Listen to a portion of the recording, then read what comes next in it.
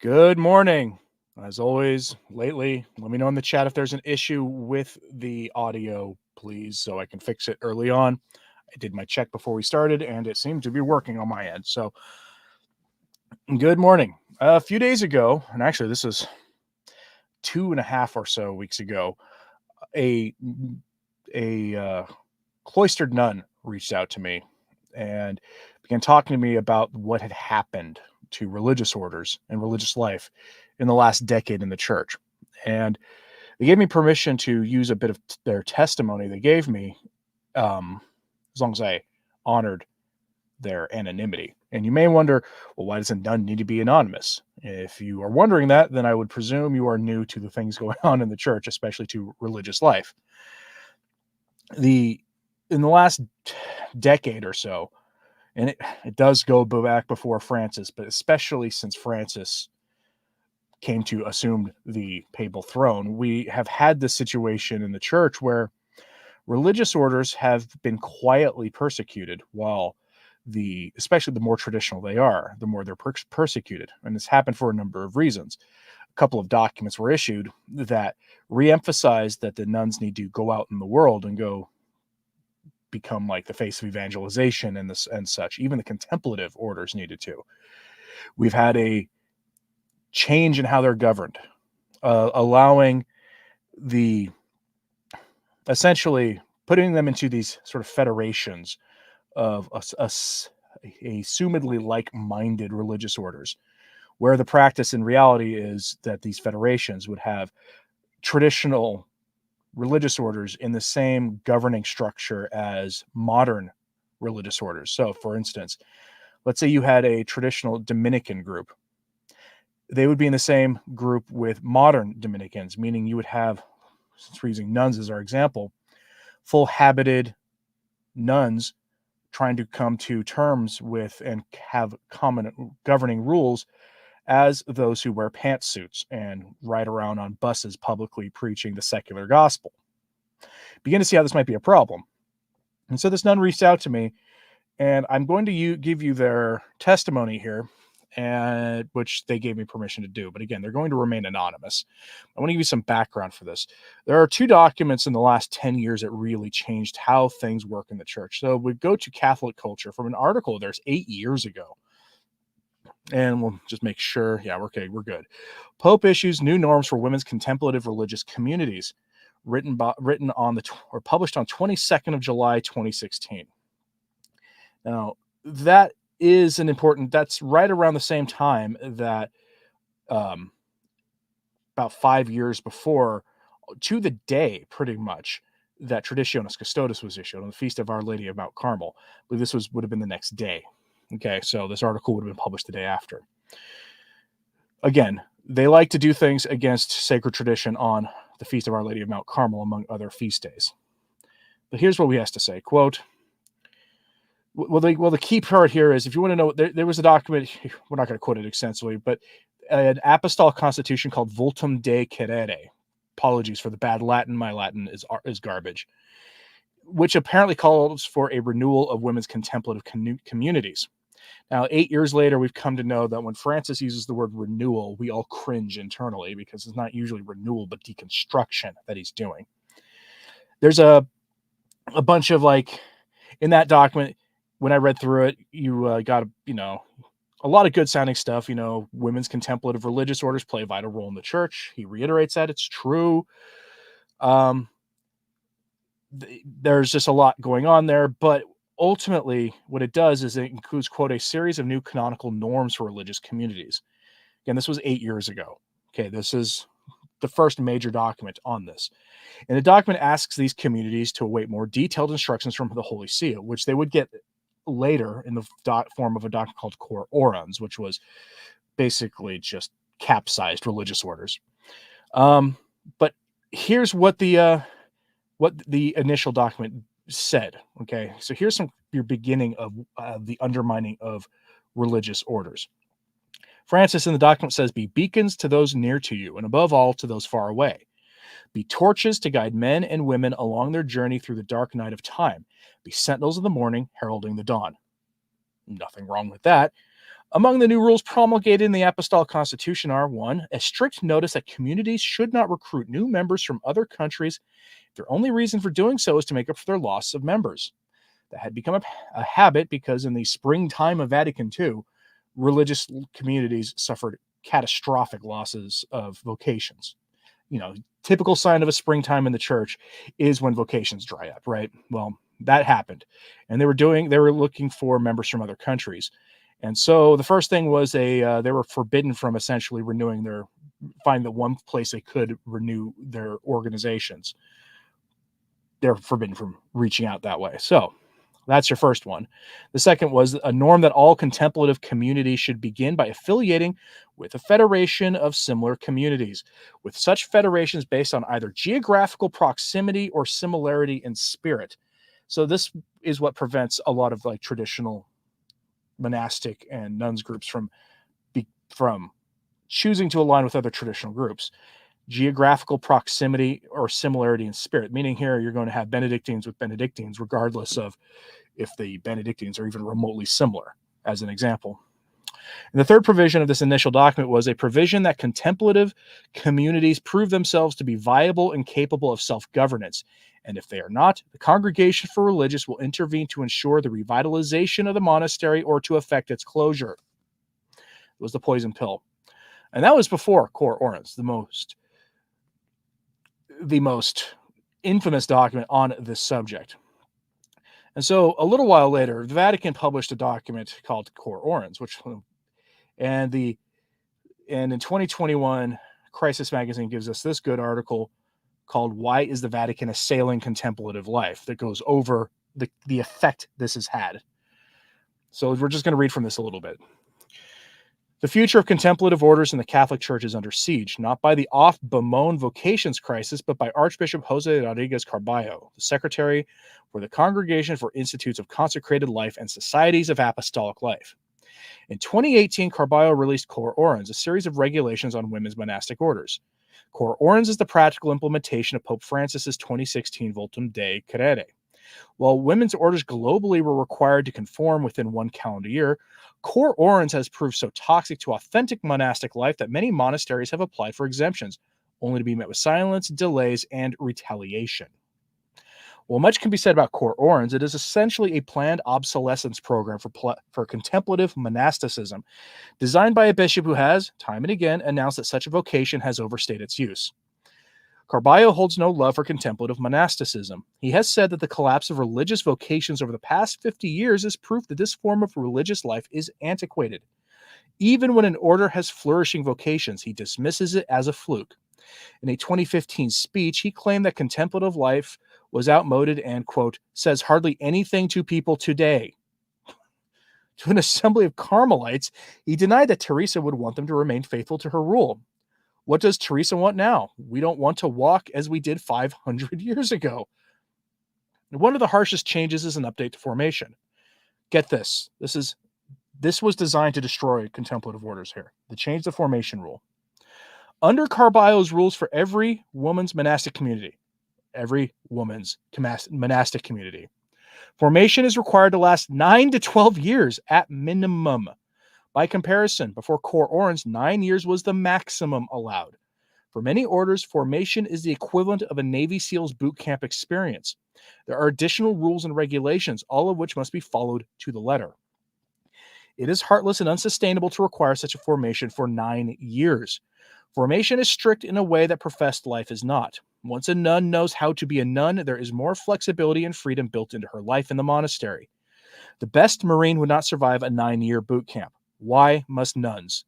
One Mother Superior told me that her vocational boom will dry up if she forces her novices to endure for 9 years. As it is, both her novices and her fully professed sisters are happy, and nobody wants to leave. There are feeble attempts to justify this change. Commitment is for life, much like a marriage, and people need time to make sure. Most married couples would probably agree that a 9-year engagement, or worse, a 9-year diocesan run-up marriage prep course that meets every single day, is overkill. Even the best relationships would suffer from exhaustion and burnout to be left in such a temporary state for so long. At a time when Rome is bending over backwards to be more pastoral for laity seeking to marry or remarry, why is it placing such an erroneous burden on religious life? Additionally, the novice mistress is, under Cor Orans, required to constantly attend continuing education classes outside of her monastery.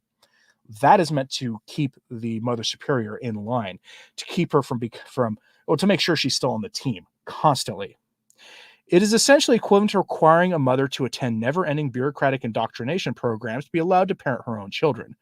If novice mistresses fail to conform to the policies set forth in these programs, the entire monastery's future can be threatened by the Federation, the worst requirement of Cor Orans. Under Cor Orans, every monastery is required to join a federation, and if not, they are forcibly enrolled. Federations violate the autonomy of monasteries dictated in the rules of their saintly foundresses, such as the Discalced Carmelites. St. Teresa of Avila, for instance, was adamant that monasteries maintain strict autonomy from each other and from other monastic governing structures, especially federation, a tradition reaffirmed by John Paul II in 1990. Cor Orans takes away this long-recognized monastic autonomy. Carballo described it as a, quote, privilege that, under his regulations, the federation's president can decide to take away from a monastery, basically at her own discretion and within wide room for cause. Under Carballo's one-size-fits-all regulation for every order and charism, federations have unchecked power over individual monasteries and their nuns. Assets and members must be shared, which means a federation can require a monastery to surrender money and sisters at any time for any reason. Additionally, the federation can visit and inspect the monasteries at any time and for any length of time. This is to keep traditional groups in order. Think about that. Think about this for a second. Not only can they surrender money, but sisters. Now, that means a aging out modernist convent where no one is under the age of 65 can demand that the ultra traditional, full habited nuns who don't even have electricity in their convent, because those definitely exist, send nuns to that aging out community, make them remove their habits and put on their pantsuits and take care of that other community. And then, of course, force them to live by the standards of that modern community. Do you see how destructive this is? Communities are required to follow any rule changes mandated by the Federation, which can alter any aspect of the monastery. Federations are even allowed to remove novices from a community, educate them in their own offsite program for years, return them only as fully professed nuns. For a monastic community, this is the equivalent of child services being able to drop into your family home without a warrant, etc., etc. You get the idea. Cor Orans was meant to destroy traditional religious orders. And this is why the sister wrote to me, because she wanted to make sure, because she understood that I cover this story on this. And so this anonymous nun has this following sort of expose she did, or this sort of explanation of religious life and what has happened from the perspective of a nun. I will be keeping her anonymous because at this point, I would hope it's obvious why I need to do that. Before I really go into this, if for whatever reason, if someone from a Catholic print outlet or media outlet wants to contact her, please email me. Email's in the description box below. I will reach out to her for you. Okay. Beyond that, I'm going to keep her anonymous. So here is her testimony. As modern society has worked to blur the distinctions between good and bad, truth and falsehood, male and female, even between rational and non-rational creatures, the distinction between the religious life and the life of the laity has been blurred by the infiltration of modernists in the church. And not only the distinction between the lay faithful and the religious life, but also the distinctions between the various forms of religious life in the church have been blurred. This equalization of the various states of life has the purpose of phasing out the most effective solution to the church crisis, the cloistered contemplative life. This conclusion is the result of an examination of the progressively progressive documents on the religious life in our modern times, and connecting the dots from personal experiences in religious life. First of all, this use of the term consecrated life that has been used since Vatican II instead of the term religious life is loaded with the new thinking of not wanting to exclude anyone. The contemplative life can be lived fully only in a real, distinct, and not just symbolic separation from secular culture. So the constant cries by some prelates, clergy, and religious in the church to open up the cloister gates and let the nuns out is indeed dangerous. The new instruction Cor Orans hears their cry by an appearance of decentralization, which in practice is dictatorial. She says, I see in 2024, this is exactly the synodal method. The move opens cloisters to an influx of transitory concerns, which will be their demise. As the modern church has sought to stress the importance of the lay state, she has unwittingly confirmed the theological truth of magisterial teaching, that the lay state is an earthly state of life, not an eschatological one. An eschatological vocation is a sign of what all the faithful will live in the eschaton, that is, the resurrection of the body. Our Lord said, "My kingdom is not of this world." The fullest realization of the eschatological element of the church is the monastic cloistered contemplative life. This way of life makes no sense to those trapped in the immanentism of man-centered religion. I'm going to pause here. When she's talking about the immanentism of man-centered religion, that is essentially what mainstream Catholicism has become. That's why the priest faces people at the typical Mass on Sunday, because it is a man-centered religion based on the modernist idea of vital immanence, which is essentially just internalized and emotional sort of experience of religion. If you are not familiar with this concept, I suggest you begin watching my ongoing series, Deconstructing Pius XII's Pascendi Dominici Gregis, where I present small portions of it every other week. Next one should be next weekend. And early on, he defines vital immanence and how it makes everything a man-centered religion. And we hear that language now in mainstream Catholicism. Let's continue. The movement to reduce eschatological virginity, especially in cloistered communities, to the realm of an earthly state is seen by the interferences in modern documents addressing norms of the papal enclosure. In practice, the forces of materialism, professionalism, pragmatism, utilitarianism, and modernism have infiltrated religious life and deprived religious, especially contemplative religious, of their first and foremost duty, union with God in prayer and contemplation. This is among the causes which has stifled the development of legitimate contemplative vocations. It means the slow death of communities still hanging on.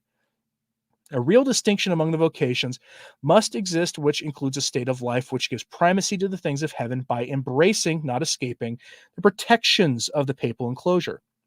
Generally, magisterial teaching in the documents since Pius XII on the contemplative life reminds nuns that cloistered monastic life provides the conditions for eschatological living in a way that no other vocation does. Cor Orans reiterates the constant magisterial understanding that there are certain circumstances under which the contemplative life can flourish. To preserve greater separation from the world, to preserve silence and recollection in the cloister, to give a preeminence to the liturgy and divine office, to live and suffer daily, increasing in charity. At the same time, equivocal statements are included in these documents, in which encourage exceptions to these rules and norms, especially with regard to separation from the world, which is what the enclosure is, which affects all the rest of the elements of the properly lived contemplative life. Pius XII's Sponsa Christi first made these exceptions, but only the Holy See could grant permission for leaving the papal enclosure for holy contemplative nuns. Per Facte Caritatis reiterates the primacy of the holy contemplative life in the papal enclosure, but puts active and contemplative life on the same par for the sake of, quote, inclusion. Veniti Seorsum sets forth the requirements for papal enclosure, but apologizes for it and mitigates its necessity. Next, the updated norms for the papal enclosure in Verbe Sponsa reiterate the importance of the papal enclosure, and then further dumb down the norms by decentralization. We'll pause here and explain this.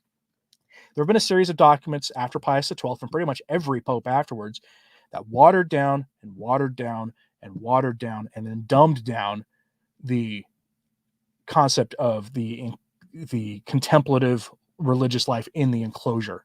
Every pope since Pius XII has done this, and every pope among them is guilty of this. This is, again, why I reiterate to people that Francis isn't himself the problem. He's a logical next step in a series of dumbing down the faith. A lot of people don't want to hear that, but it's the truth. And she is giving you a perfect example of this by just listing all these documents from these various popes before she's even gotten to anything really that Francis did, except for briefly mention Cor Orans. Let's continue. The local ordinary here is given the power to grant permission for leaving the enclosure. Notice that's the big change.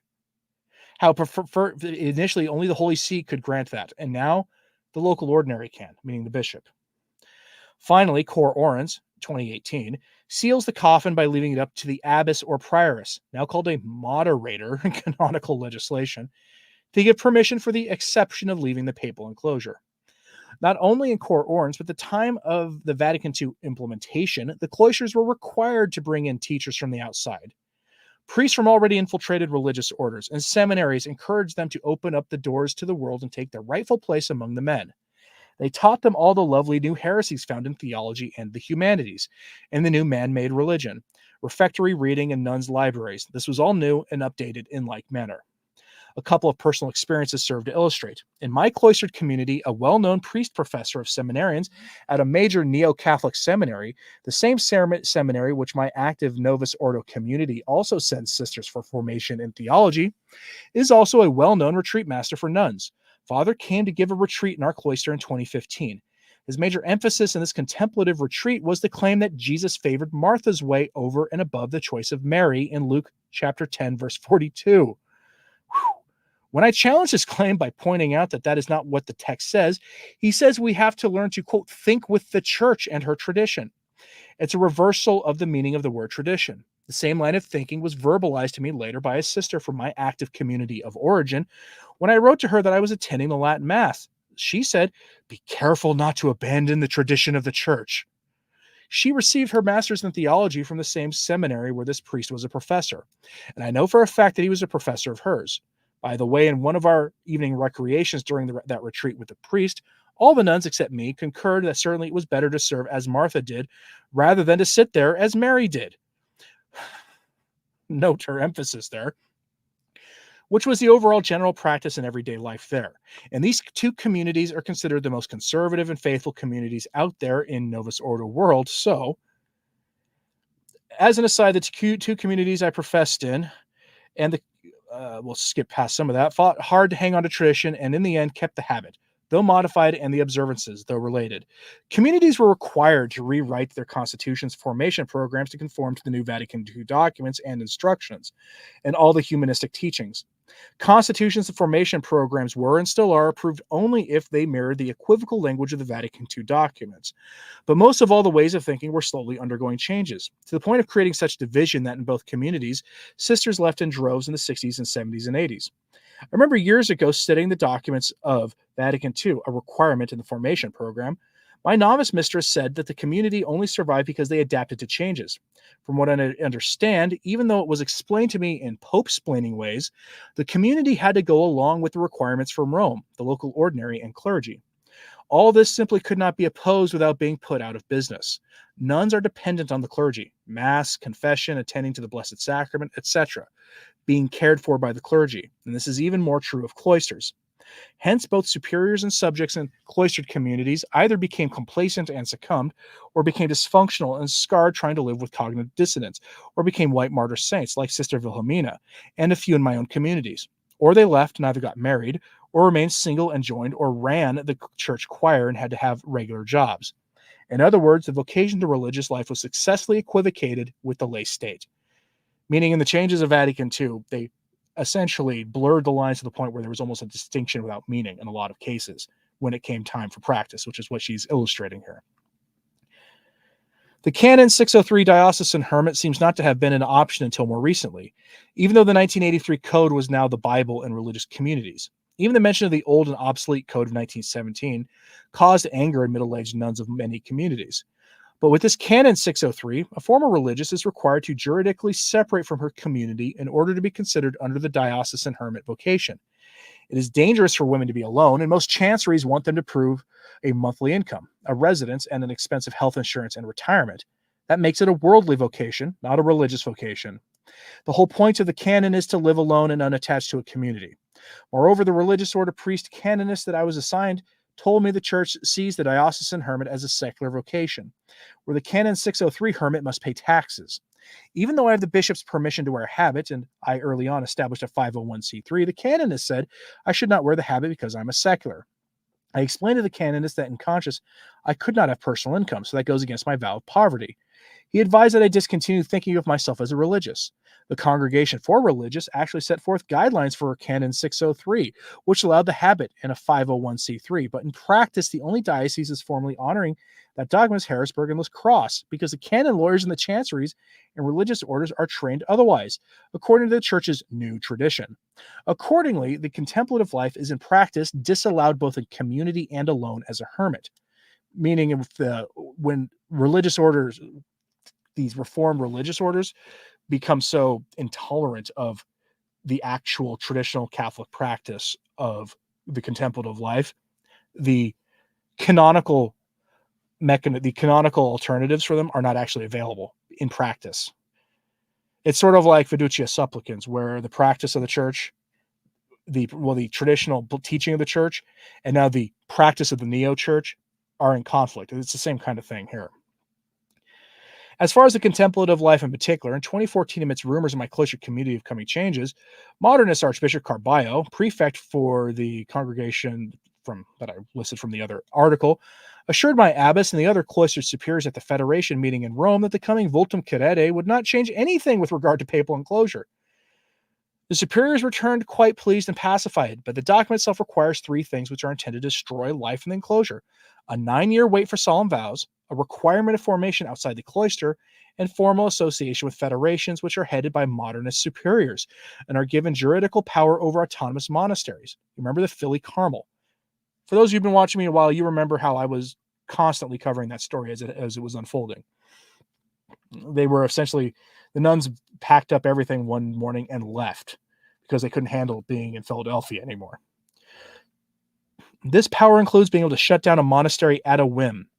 Bergoglio's follow-up, Cor Orans, itself asks to be read in a unitary vision, with all the documents of the contemplative life preceding it. However, it makes the same destructive requirements of contemplative cloistered communities.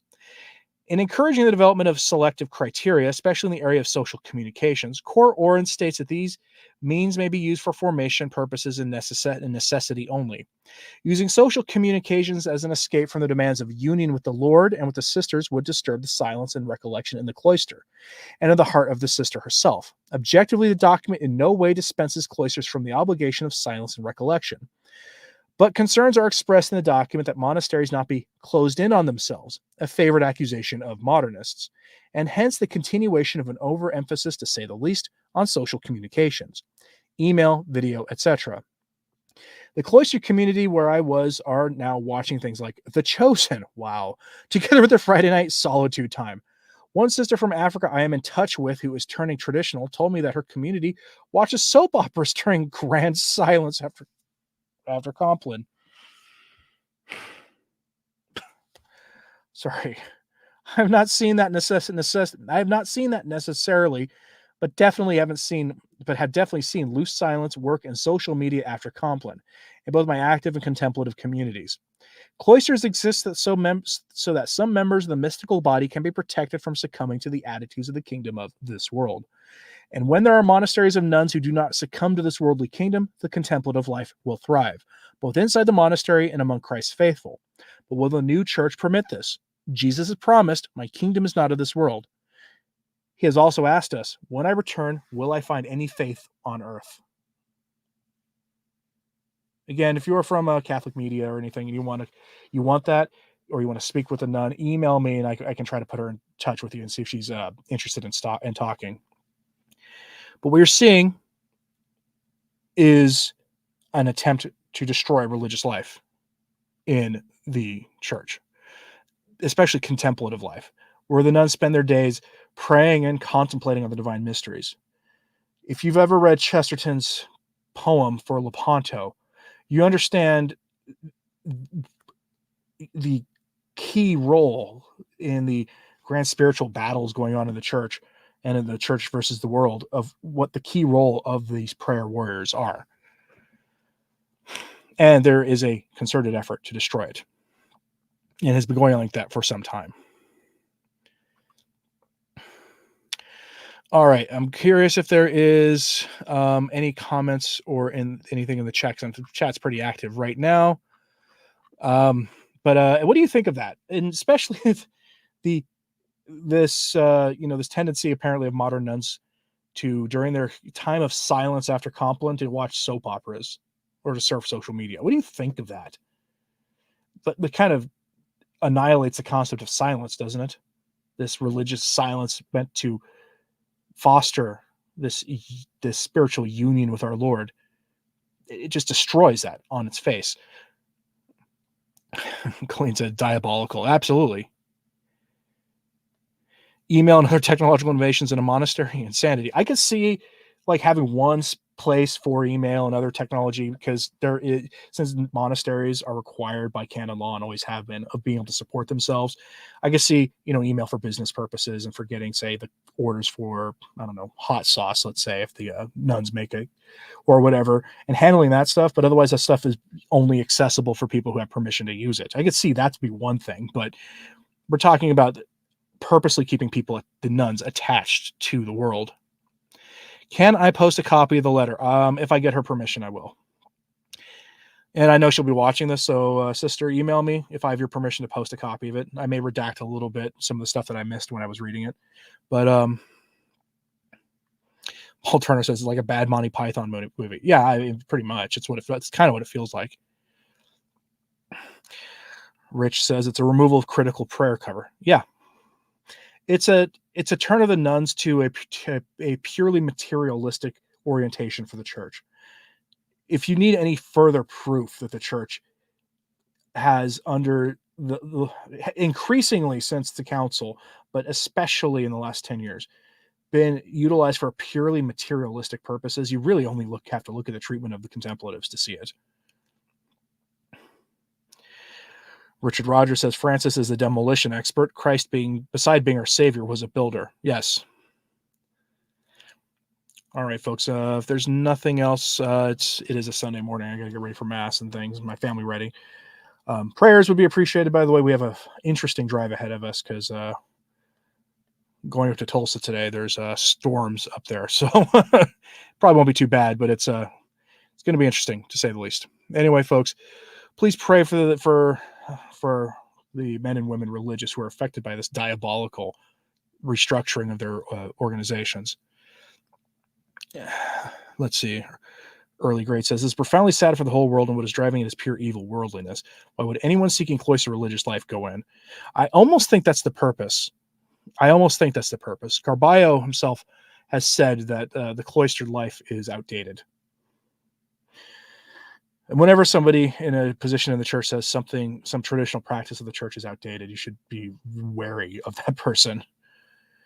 All right, folks. Please pray for all the men and women religious who are affected by this. And as always, pray for the church. I'm Anthony Stine. Ave Maria.